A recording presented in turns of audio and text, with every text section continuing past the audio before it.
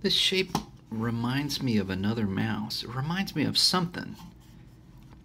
I just can't place it. Let's get to work.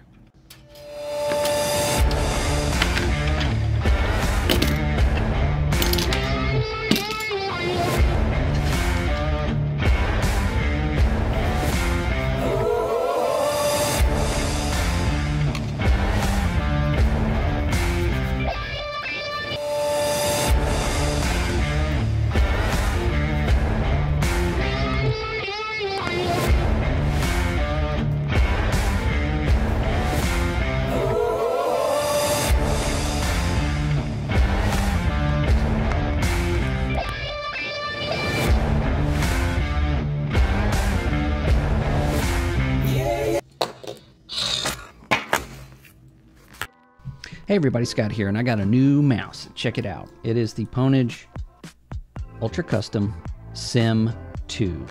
Now, previously, I had bought from Amazon the Pwnage Ultra Custom SYMM1 version 2. Not my mistake. It's still to this day. Go there now. Look up this mouse. Click on it. When you click on it, it will take you to the Ultra Custom SYMM1 version 2 every time. So, I ordered this straight from Pwnage, and let's see what's in the box. You get a this thing comes off. You get a replaceable honeycombed shell. This comes off too, isn't that neat? You get that thing they keep putting in there with the words in it. And then you get, the extender for your dongle, which is plugged in, by the way. And then you get little spacers for the buttons. They're perfectly fine. And then you get this cable that screams, I love Razer keyboards. And then you put it back in the box and don't let anybody see it. Okay, so the mouse. All right, this is using the PAW3370 optical sensor. I know the 3395 is out, and that's what everybody is using now. These guys need to kind of catch up a little bit, but it seems like their production is slow because these things are sold out all the time. It's got a polling rate of 1000. It is corded and cordless. It does have RGB, and it's using the Kale GM 8.0 black switches, which I'm actually fond of. So this thing weighs in supposedly at 66. Let's find out. That's probably with the other. Okay, 75. So 66 is probably with nothing on it. Okay, so not the lightest mouse, not the heaviest mouse. So let's talk about the feel. Okay, the shape I really like. I really like the shape. It's very comfortable. It is reminiscent of another mouse if you watch the intro, which we'll get into in just a second. But the switches feel really great. The mouse wheel is a soft rubber, not a hard rubber. It's kind of spongy, which is cool. The button feels good. The DPI switch is fine, although I wish it was a little bit more, out of the way. And then the side buttons are really nice. The shape, the size, the pressure that you put on them, and the positioning is good. It's nice. I like it works perfectly fine. So these are the side buttons. Okay, and these are left-right switches. So they sound good. They feel good. I found that I am a fan of Kale switches. Not so much the pink dots. But I'm liking my Pulsar every day. PFTE feet. It's got a nice big fat one in the back and a little one up front. Did not come with replacements, nor a sticker, nor a trading card. So that's what we're looking at as far as the features. Other than you can take this off. You can actually, I think, replace the battery. You can get the other pieces, like, say, I don't know, green honeycomb. snap that on there. Yeah. And there you go. You also can put that on there, or you can put that on there, which is kind of the only reason I bought this mouse, is because I had bought these expecting them to fit the one I bought from Amazon, but they sent me the wrong mouse. So anyway, so fully customizable with that. So if you want to get a black one and put yellow on top, or if you want to put silver, or customization is just amazing. On their website, they do have 4 different mice, obviously 4 different colors. But what's funny to me is that they have 4 to choose from. You have black, which is the honeycomb, but it actually has honeycomb on the sides of it. And then you have the other one that is solid. I don't think I've really seen another manufacturer do this, or at least lately. So you can get one that's all decked out with holes and is lighter, obviously. Or you can get one that's solid like this. I prefer solid. And then you can still get all the plates and everything are still there and customizable. I'm getting a little weary of the feel of that honeycomb. And as far as the feel of this, as you can see, which you probably can't, this has no texture on it whatsoever. And this almost feels like the Deluxe M800 I've reviewed and hated, mostly because of it. That, and it was just a cheap mouse. But I think the reason I don't like this is because it feels like porcelain. And if you know what I mean by porcelain, it feels like porcelain. It feels like old, worn porcelain, like it's lost a little bit of lacquer. So it's not a great feel, I think, for a mouse. If it has just a little bit of texture on it, it's great. Or if it has maybe a different style of texture, it doesn't even have to be, you know, a grit or anything.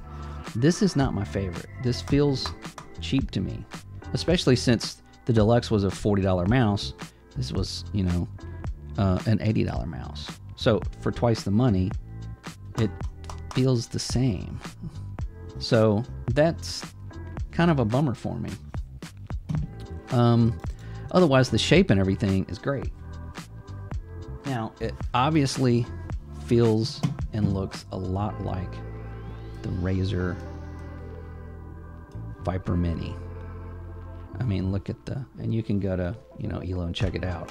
But if you look at this, and it is extremely hard to light a white and black mouse at the same time. But they're almost the same, like, paw print. Now, if you set these side to side, this one has a little bit more of a bump right here, which to me feels a little bit better than the Razer. And this is like shadowed, but see how it's a little bit more flat as it goes over. But it feels very similar. Like if you took this and did this, you would think, oh, well, this is a wireless version of that. So if this is like your go-to mouse and you absolutely love this mouse and you want a wireless version and you don't like their new Cobra version, for $130, $80, you know, get one of these, and you know, you can make it look any way you want to. Now, as far as performance, as far as using it, I had no problems whatsoever. The switches feel great, the wheel feels great. Once I get over that texture, it does perform and it does work. It's just for me that not having it feel like anything, like it's like the anti feel. Like when I put it, it's like it feels like you just put a big Tylenol on my hand. I don't know. Maybe that's not important to you. That's super important to me. When I put my hand on it, it's got to feel right. You know, and I could use other mice to demonstrate. Much like my new, if you saw my review of this guy, this is the Pulsar X2 Mini. Not the version 2, it just came out right after order. But if you can see I don't know if you can really tell the difference. And of course, this is a black and white mouse. But this has a softer texture to it. See, even the framework, the building of it, it feels more solid, probably because of its smaller stature. But these are basically the same price. This one's $10 more, but this thing feels so much better and so much higher quality than this guy. You know, I'm sorry, but the bar has been raised. And now that I've got one of these, it's fine, but I'm not as excited about it as I was before. Oh, I forgot to tell you, it does have RGB. But it does the same thing the other one does. Once you close the software or turn the mouse off, anyway, I'll get into that in a second when we get into software. But yeah, that was kind of a letdown for me. So let's take a look at the software and see what we get in that. All right, and here we have the software, and I want to make sure I have my LED on. And this is a good picture of the honeycombed version of that mouse. So it's the same mouse, it's probably a little bit lighter. I think that's what they mean by the 62 to 75. I got the big chunky one. So anyway, it's pretty simple and basic. I didn't find anything wrong with it. And then profile, you got 4 profiles. Debounce, you can set the debounce right here. Of course, you can set any button the way you want to. And then, of course, you've got profiles that you can restore and whatever. It's at 50%. I have not charged this since I got it over a week ago. So I've been using it pretty good. So the battery life is fine. Then you have, of course, your DPI settings. You have a total of 6. I only use 3. DPI effect. It's off. Now, if you turn this on, what that does is that's going to light up your mouse wheel. So this is the LED for the mouse wheel, and it also tells you which DPI you're using. So once you click your DPI button, it's gonna go red, or it's gonna blue, it's gonna be white, whichever color you set right there. So that's kind of neat if you switch between those. I typically don't. I set it to about 1600 and let it fly. Polling rate, obviously 1000. You could set it to that if you want to, just to mess around. But anyway, liftoff distance 1 and 2. This is default. Ripple control and angle snapping is also off by default, which I left. I'm not having any problems with it. It feels great. All of this is default as well. And if you see that on, uncheck it immediately. It wasn't, but I didn't have to. Okay, and then over here you got your macro list, and then you got your record button for macros and things like that. So that's kind of neat. And then you have your RGB, which, you know, I keep it on steady and I keep it on a color, and it doesn't matter because once you reboot the computer, it's just gonna change it to back to streaming or whatever anyway. So, you know, bleh. But you've got speed, brightness, you've got all the, you know, normal stuff that you have with LED. It's not that big a deal. I'm getting to where I'm just, you know, I'm over the whole RGB thing. And then turn off when moving. This is kind of, I think, dumb, because once you start moving it, it goes off. And then when you take your hand off of it, it takes a couple of seconds for it to come back on. So what is the point? And then the dormancy is 1 minute. I set that to 1 minute because after 1 minute, if I'm not doing anything in 1 minute, I'm not in the room. So, and that's it. Hey, look at that. That jumped down 5%. Huh. Let's take that brightness back down. I think that's what happened. Oh, let's see if it'll go. Yeah, I expected it to jump to like 35%. So that's probably why my battery has been lasting a while. I have turned the RGB off.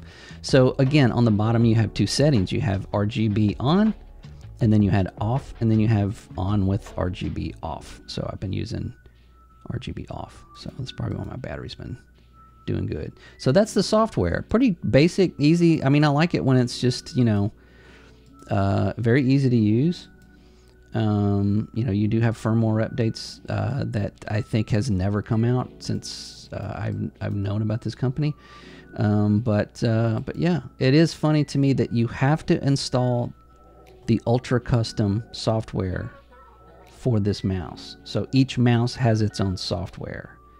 So unlike, you know, some of the bigger boys, that have software that just detects everything. This, you make sure you get the right one, because I did at one point download the wrong glorious software, and yeah, it doesn't do anything for your mouse if you don't have that one. So that's the software. Okay, so all in all, do I recommend this mouse? Well, I think it really depends. The biggest selling point of this is the covers and customizing it. I mean, that's what it's called. So if you want a Razer Mini Viper that is wireless, that is customizable for 80 bucks, then go for it. This is your mouse. This is what you've been looking for all along. But if the Razer Mini shape is not if you're not fond of it, then no. For me, it's really that texture. It just makes it feel cheap. And for 80 bucks, you can get I think a better mouse for 80 bucks. There's like 10 of them that I can think of that's, you know, for better.